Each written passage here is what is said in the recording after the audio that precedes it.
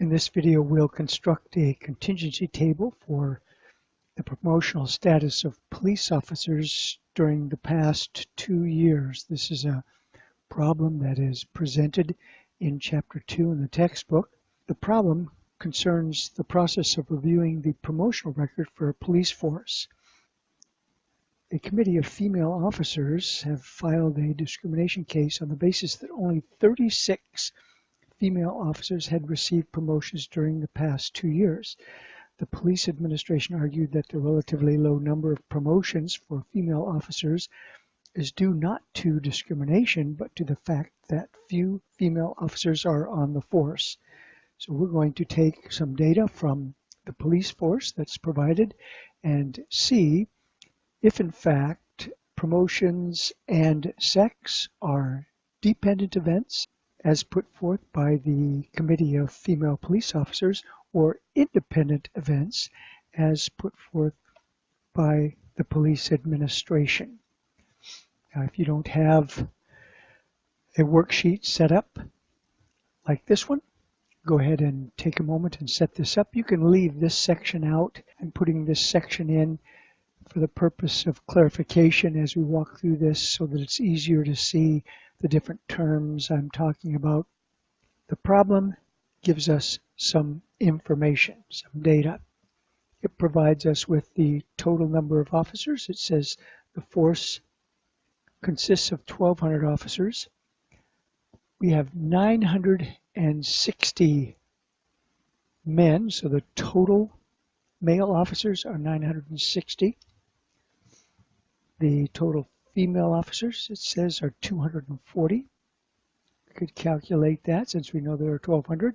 As often as possible, we like to add things up in Excel rather than hard code them in. So I'm going to calculate that 1,200 information that we've been given. Over the past 2 years, 324 officers have been promoted. So of the total officers promoted, we know that over the last 2 years, 324, and we're looking at this over a 2-year period.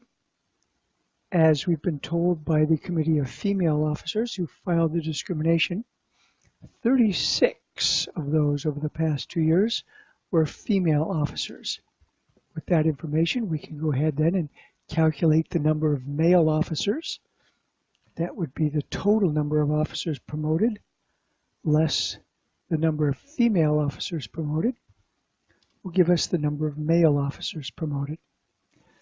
We can calculate the number of male officers who are not promoted simply by taking the total number of male officers and subtracting from that the total number of male officers who were promoted.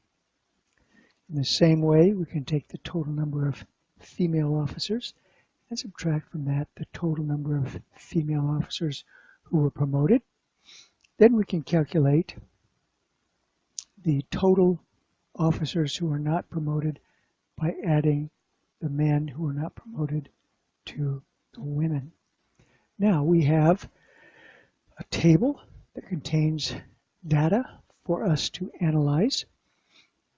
We want to calculate the union between promotions and men and not promoted and men, and promoted and female women and not promoted and female women. So let's go ahead and calculate those values. These are the joint probabilities. These are the marginal probabilities. Let's begin by calculating the joint probabilities. It's simply a question of division. We want to calculate the probability of being promoted and being male. So we'll take the number of men who were promoted and we'll divide that by the total number of officers in the force. Find that 24% was the promotion rate for men over the past 2 years. Same for women. We'll divide the number of women who were promoted by the total number of officers. and then not promoted, do the same. Divide the number not promoted by the total number of officers on the force. And for women, again, the same process. So now we have our interior or joint probabilities. Now we'll calculate the marginal probabilities, and this is a question of addition. We'll just take the total number of men promoted and add that to the total number, the percentage of women promoted. And we'll take the percentage of men promoted and add that to the percentage of women promoted. The total men, add that to not promoted, men promoted, and men not promoted. That gives us 80% of our force men, and women promoted plus women not promoted. That gives us 20% women, which gives us 100%, which is the total number of people in the force. And you see that this also totals up to 1 or 100%. So we've taken into account all possibilities. So now we can see the promotion rates for men and women. Now we can answer the question, are promotions dependent or independent events? The rule for dependent and independent events, just put that here. The rule is, if events are independent, reading this in terms of our example, the probability of being promoted, given you're a man, is the probability of being promoted.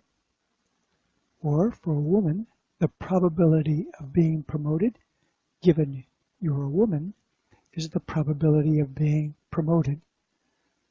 In independent events, sex has nothing to do with it.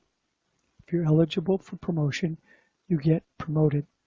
So let's take a look at our model. In our model, the probability of being promoted is 27%. You see, here's the probability of being promoted. Let's do a calculation then. Let's take a look at the following conditional probability. The conditional probability of being promoted given that you're a man. Here's the formula. Let's do the calculation. Probability of being promoted and being a man, we have that right here, is 24%, 0.24. The probability of being a man on the force, we have probability male, that's 80%. Put that right there, 0.8.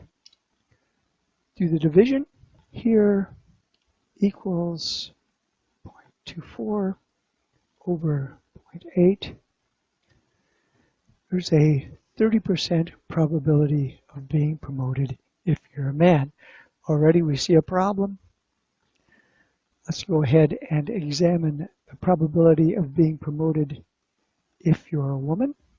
Here's the formula for that. The probability of promotion given you're a woman. Let's go ahead and just manually do the division here. The probability of being promoted and being a woman, we see that here. That is 0.03%. And the probability of being a woman is 0.2. I'll do the division here. 0.03 divided by 0.2, 0.15. So Remember our rule that the probability of being promoted for independent events should be the same as the probability of being a man and being promoted and being a woman and being promoted. And you can see that these three probabilities are all different. Therefore, we conclude that in our model, the promotion and sex are dependent events. So sex does play a role in determining whether or not you're promoted.